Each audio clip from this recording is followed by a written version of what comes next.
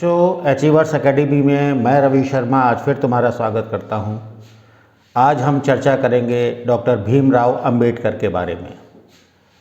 आज 14 अप्रैल को उनकी जयंती है, इसलिए उनके बारे में जानकारी हासिल करना, उनके बारे में चर्चा करना सामयिक होगा।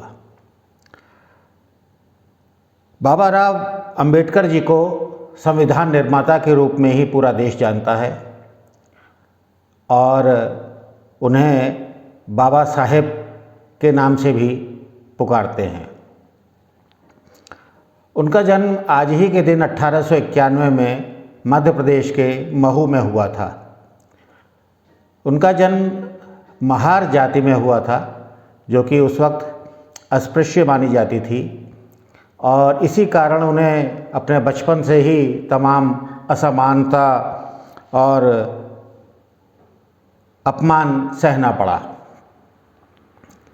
बचपन में किसी के साथ इस तरह की घटना हो और उसे अन्य बच्चों से अलग किया जाए तो तुम समझ सकते हो कि उसके बाल मन पर किस प्रकार का प्रभाव पड़ता होगा। उन्हें बचपन से ही शिक्षा में उनकी बेहद रुचि थी। वो स्कूल जाते थे तो जब शिक्षक को ये पता लगता था कि वो फलानी जाति से हैं तो उनको क्लास से अलग कर दिया जाता था। क्लास में सब बच्चों से अलग बिठाया जाता था। उनके लिए अलग घड़ा रखा जाता था जिससे वो पानी पीते थे। अक्सर तो उन बेचारों को पानी के लिए तरसना तक पड़ जाता था। अब सोचने की बात है, एक छोटा सा बच्चा वो जात पात क्या जाने, और जब बड़े लोग इस तरह की असमानता करते हैं तो एक छोटा बच्चा क्या सोच सकता है, उसके बाल मन पर कितना बुरा प्रभाव पड़ता होगा, ये सोचनीय है। एक बार वो बैलगाड़ी में चढ़ गए, उनको कहीं जाना था, बच्चे थे, तो बैलगाड़ी का जो मालिक था उसने उन्हें धक्का देकर उससे उतार दिया। और वो संस्कृत में उनकी बेहद रुचि थी, वो संस्कृत पढ़ना चाहते थे, लेकिन कोई भी उनको संस्कृत पढ़ाने के लिए तैयार नहीं हुआ। इस तरह की बड़ी छोटी छोटी चीज़ें जो कि उनके मन को प्रभावित करती थी, वो सोचा करते थे। वो अपनी माँ से जाके पूछते थे कि माँ, मेरे साथ ऐसा क्यों हो रहा है, तो माँ बेचारी क्या जवाब देती। वो स्वयं इस चीज़ से प्रभावित थी। एक बार एक वर्षा हो रही थी, बहुत तेज़ होने लगी, तो वो एक घर की ओट में खड़े हो गए। तो जब वहाँ के मालिक ने उसको देखा तो धक्का दे दिया, कीचड़ में गिरे बेचारे जाकर। इस तरह की तमाम अपमानजनक घटनाएं बाबा साहब अम्बेडकर के साथ होती थी। उनके दिल में पढ़ाई की इतनी आस थी कि उनके पास किसी प्रकार का और कोई साधन नहीं था, तो मिट्टी के तेल की ढिबरी में ही वो बेचारे रात में पढ़ते थे। कुछ अध्यापक उनका सहयोग भी करना चाहते थे। वो सोचते थे कि एक बच्चा है, इसको सबसे अलग क्यों किया जाए, इसको भी पढ़ने का मौका दिया जाए। लेकिन समाज के जो अन्य बड़े लोग थे वो उनको ये सब करने नहीं देते थे।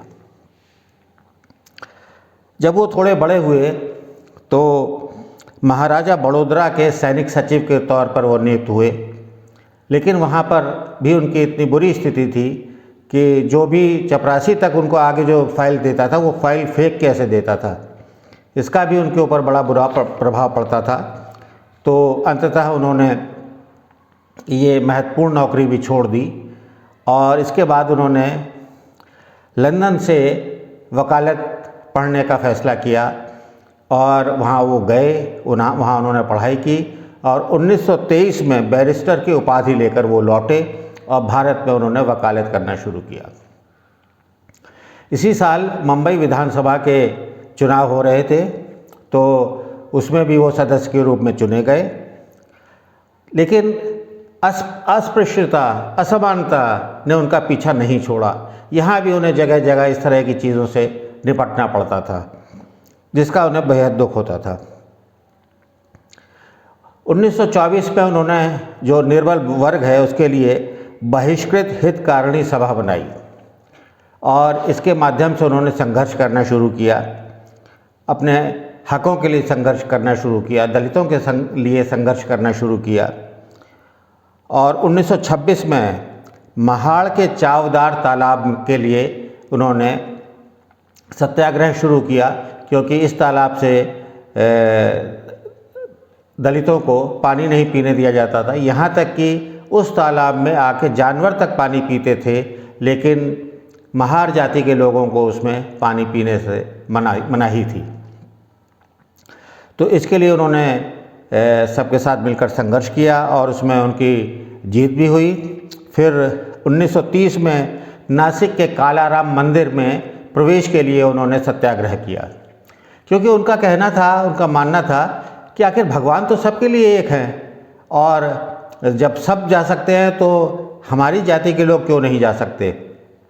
तो इसके लिए भी उन्होंने काफ़ी संघर्ष किया और उसमें भी उन्हें आंशिक सफलता हासिल हुई। और उस दौरान कांग्रेस चर्चा में थी, ब्रिटिश शासन चल ही रहा था, तो इनके खिलाफ भी उनको अक्सर खड़े होना पड़ता था, इनके खिलाफ भी उन्हें संघर्ष करना पड़ता था। संविधान में छुआछूत को दंडनीय अपराध घोषित कर दिया गया था, और जब हमारा देश आज़ाद हुआ तो बाबा साहब को कानून मंत्री के रूप में संसद में लेने के लिए पेशकश की गई, जिसे उन्होंने स्वीकार कर लिया। तो और वो देश के पहले कानून मंत्री बने। इसके अलावा उनको संविधान लिखने का दायित्व सौंपा गया, जिसे उन्होंने बखूबी पूरा किया, और हमारा संविधान फिर जो है 1950 में लागू हुआ, ये तुम्हें पता ही है। तो जो छुआछूत, अस्पृश्यता, असमानता का वातावरण उनके आसपास मंडराता रहता था, तो उससे उनका दिल इतना दुखी हो गया कि फिर उन्होंने हिंदू धर्म छोड़ने का फैसला किया। और फिर उन्होंने 14 अक्टूबर 1956 को नागपुर में बौद्ध धर्म को अपनाया। अपनी पत्नी और हज़ारों अनुयायियों के साथ उन्होंने 14 अक्टूबर 1956 को बौद्ध धर्म अपना लिया। इसके बाद वो बहुत समय तक जीवित नहीं रहे। 6 दिसंबर 1956 को उनका निधन हो गया।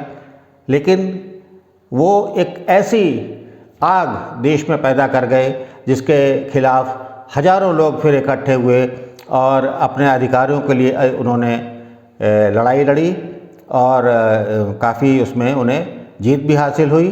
और आज इसी का परिणाम है कि काफ़ी हद तक अस्पृश्यता दूर हो चुकी है और लोगों में समानता का माहौल है।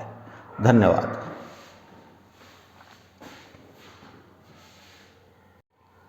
बच्चों, इस प्रकार के वीडियो मैं लगातार तुम्हें भेजता रहूँगा, और ये तुम्हें वीडियो कैसा लगा इसके बारे में ज़रूर बताना। वीडियो को लाइक करना, सब्सक्राइब करना और शेयर करना ना भूलें। धन्यवाद।